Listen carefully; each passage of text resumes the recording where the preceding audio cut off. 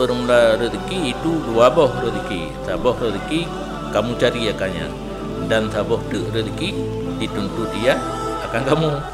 Rezeki na dua macam. Nah yang tentok minta kena minta gede. Nah yang ilit ya kita katanya. Maka jika tidak kamu datang akan rezeki yang kedua yang mencari kamu datang, ia akankah kamu.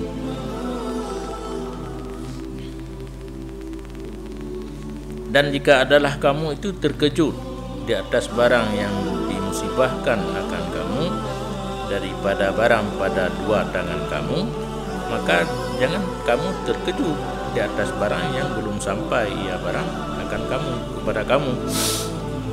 Karena rezeki na yang setet katanya, tekedi ada bak jaro katanya kaico igo.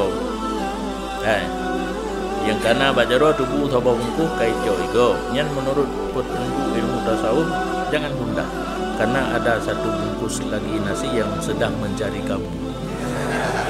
Dapre, tapi bisa ada dum natrit 60. Ya. Ada drone tu kadang bangki pun. Ya bet dua dah pegang, ya dua dah pegang ada menang dia. Kali tajuk bu yang kena aku nak ingkar karena kada ke murau-murau dah pre hana tu hana li tengok kata temenang.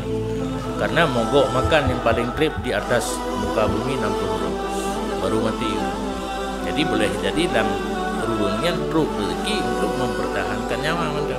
Terbenar bangki, terbenar dikui mati.